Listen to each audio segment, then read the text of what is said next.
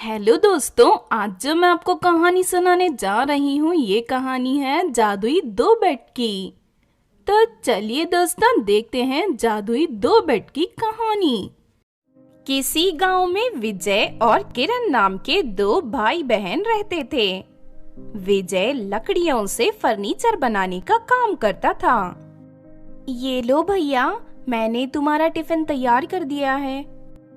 सुन, आज मुझे शहर में काम करने जाना है। वापस आने में मुझे काफी देर हो जाएगी, इसीलिए तू खाने पर मेरा इंतजार मत करना। खाना खाकर आराम से सो जाना। इतना कहकर विजय शहर की ओर चल देता है। रास्ते में एक बहुत घना जंगल था। जब विजय उस जंगल को पार कर रहा था कि तभी अचानक एक जादूगरनी उसका रास्ता रोक लेती है। सुन लड़के, मैं अच्छी तरह जानती हूँ कि तू लकड़ी का फर्नीचर बनाता है। मुझे अपने लिए ये एक जादुई बेड बनवाना है। तू मेरे साथ चल। जादूगरनी जी, आपको कोई गलतफहमी हुई है। मैं सिर्फ लकड़ियों का फर्नीचर बनाता हूँ। आपके लिए जादुई बेड बनाना मेरे बस की बात नहीं है। तू चिंता मत कर, इस जंगल में एक जादुई लकड़ियों का पेड़ है। मैं इसकी लकड़ियां काट कर तुझे दे दूंगी। उसके बाद तुम मेरे लिए जादुई बेड बना देना। चिंता मत कर, इसके बदले मैं तुझे ढेर सारे पैसे भी दूंगी। पैसों की बात सुनते ही विजय खुश होकर जादूगरनी के साथ उसके घर चला जाता है। फिर थोड़ी देर के बाद जादूगरनी जादुई पेड़ की लकड़ियां काटकर विजय के सामने रख देती है। विजय अपने काम में बहुत माहिर था। वो शाम होने तक एक सुंदर जादुई बेड बनाकर तैयार कर देता है। अरे नहीं, रात होने वाली है, मुझे घर चलना चाहिए। तभी वहाँ जादूगरनी आ जाती है और कहती है, अरे वाह, तूने तो बहुत खूबसूरत बेड बनाया है। तेरी कारीगरी देखकर मेरा दिल खुश हो गया। ठीक है, अब मुझे मेरे पैसे दे दीजिए, मुझे घर जाना है। नहीं नहीं, अब तू यहाँ से कहीं नहीं जा सकता। अब तू पूरी जिंदगी मेरे लिए तरह तरह की जादुई फर्नीचर बनाने का काम करेगा। अरे तुम क्या कह रही हो? ये तो धोखे वाली बात है। देखो, मुझे यहाँ से जाने दो। घर पर मेरी बहन अकेली है, वो मेरा इंतजार कर रही होगी। चल, बहुत हो गया अपनी बातों से, मुझे बोर मत कर। मैंने एक बार कह दिया तो यहाँ से नहीं जाएगा, मतलब नहीं जाएगा। इतना कहकर जादूगरनी विजय को अपने घर में कैद कर लेती है। दूसरी तरफ विजय की बहन किरण उसके घर न लौटने की वजह से बहुत परेशान हो रही थी। मेरा भाई को गए पूरे 2 दिन हो गए, पता नहीं वो कहाँ है। मुझे जाकर अपने भाई का पता लगाना चाहिए। फिर किरण अपने भाई को ढूंढने घर से निकल पड़ती है। काफी देर चलने के बाद वो उस जंगल में पहुंच जाते हैं। तभी उसे अपने भाई के रोने की आवाज सुनाई देती है। अरे ये आवाज तो मेरे भाई की है, लगता है वो आसपास ही है। तभी किरण को जादूगरनी का घर दिखाई देता है। वो फौरन उस घर के पास पहुंच जाती है। किरण देखती है कि उसके भाई के पैर में एक बहुत बड़ी रस्सी बंधी हुई है। अरे भैया, तुम्हारी ये हालत कैसे हो गई? आखिर किसने तुम्हें कैद करके रखा है? इस घर में एक बहुत ही खतरनाक जादूगरनी रहती है। उसने मुझे एक जादुई बेड बनाने के बदले बहुत सारे पैसे देने का वादा किया था, लेकिन बेड बनाने के बाद वो अपने वादे से मुकर गई और हमेशा के लिए उसने मुझे यहाँ कैद कर लिया। जादुई बेड? लेकिन तुमने जादुई बेड कैसे बनाया भैया? इस जंगल में एक जादुई लकड़ियों का पेड़ है। उसी पेड़ की लकड़ियों से मैंने जादुई बेड बनाया है, लेकिन तुमने यहाँ आकर गलती कर दी। अब वो जादूगरनी मेरे साथ साथ तुम्हें भी कैद कर लेगी। तुम चिंता मत करो भैया, मैं तुम्हें बचाकर यहाँ से ले जाऊंगी। तभी किरण को एक कुल्हाड़ी दिखाई देती है। वो उस कुल्हाड़ी से अपने भाई के पैर में बंधी रस्सी काट देती है। भैया, तुमने कहा था कि तुमने एक जादुई बेड बनाया है। चलो, तुम्हारे बनाए हुए जादुई बेड से मदद मांगते हैं। तुमने उसे बनाया है, वो हमारी मदद जरूर करेगा। फिर दोनों भाई बहन उस बेड के सामने हाथ जोड़कर खड़े हो जाते हैं। हे जादुई बेड, प्लीज हमारी मदद करो और इस दुष्ट जादूगरनी से हमें बचाओ। तुम्हारे भाई ने मुझे बनाकर तैयार किया है, इसीलिए तुम दोनों की रक्षा करना मेरा फर्ज है। चलो जल्दी से मेरे ऊपर बैठ जाओ। ना सुनते ही दोनों भाई बहन उस जादुई बेड के ऊपर बैठ जाते हैं और वो बेड हवा में उड़ता हुआ वहां से जाने लगता है।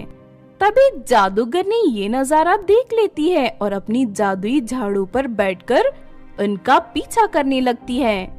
लेकिन तभी जादुई बेड से आग निकलने लगती है और जादूगरनी की झाड़ू में आग लग जाती है। इससे जादूगरनी का संतुलन बिगड़ जाता है और वो नीचे खाई में गिरकर उसकी मौत हो जाती है।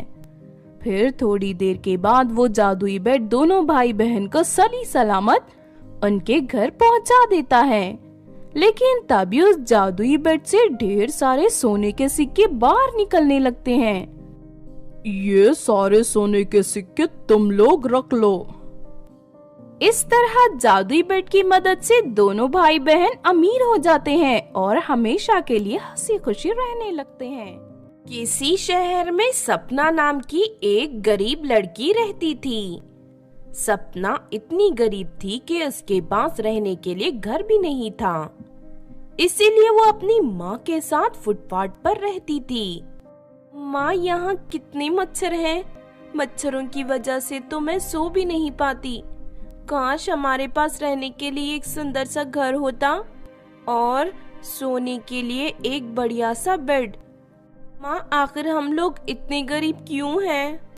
बेटी, शायद भगवान ने हमारी किस्मत में यही लिखा है, इसीलिए शिकायत करना और बड़े बड़े सपने देखना बंद करो और चुपचाप सो जाओ। कल सुबह ही हमें काम पर जाना है। अगर हम दोनों ने देरी कर दी तो ठेकेदार हमें काम से निकाल देगा। अपनी माँ की बात मानकर सपना चुपचाप सो जाती है। फिर एक दिन सपना फुटपाथ पर छोटे से चूल्हे के ऊपर खाना बना रही थी कि तभी अचानक नायरा नाम की एक लड़की स्कूटर लेकर फुटपाथ के ऊपर चढ़ जाती है और सपना के चूल्हे पर टक्कर मार देती है, जिस वजह से सपना का सारा खाना बिखर जाता है। नहीं, तुमने मेरा सारा खाना बर्बाद कर दिया। अब हम लोग क्या खाएंगे? बेवकूफ लड़की, तुझे अक्ल नहीं है क्या? इस तरह फुटपाथ पर तुझे खाना बनाने की क्या जरूरत थी? तो गलत बात है। एक तो तुमने मेरा सारा खाना बर्बाद कर दिया, ऊपर से तुम मुझे ही दोष दे रही हो। अगर तुम्हें स्कूटर चलाना नहीं आता तो फिर क्यों चलाती हो? ये तेरी जुबान तो कैंची की तरह चल रही है। तू नहीं जानती मैं किसकी बेटी हूँ।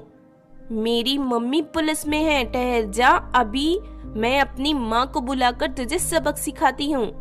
नायरा अपनी माँ को फोन करके वहाँ बुला लेती है।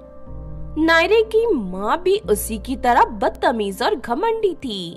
क्योरी लड़की, एक तो तू गैर कानूनी तरीके से इस फुटपाथ पर रह रही है, ऊपर से मेरी बेटी के साथ बदतमीजी से बात करती है।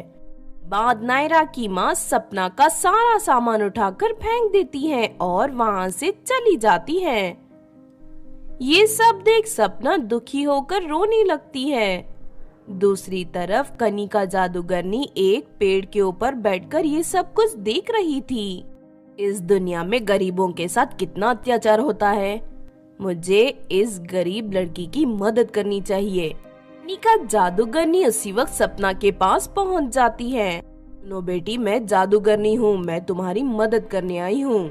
तुम मेरे साथ मेरे घर चलो।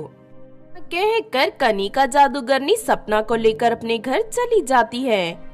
उसके बाद कनिका जादूगरनी एक पेड़ की ओर इशारा करके कहती है, ये जादुई पेड़ है, इस पर बहुत सारे सुंदर सुंदर बेड लगते हैं, लेकिन इस पेड़ पर सिवाय पत्तों के कुछ भी नहीं है। मैंने जादुई पेड़ को बुरे लोगों की नजरों से बचाने के लिए इस पर एक सुरक्षा कवच लगा रखा है।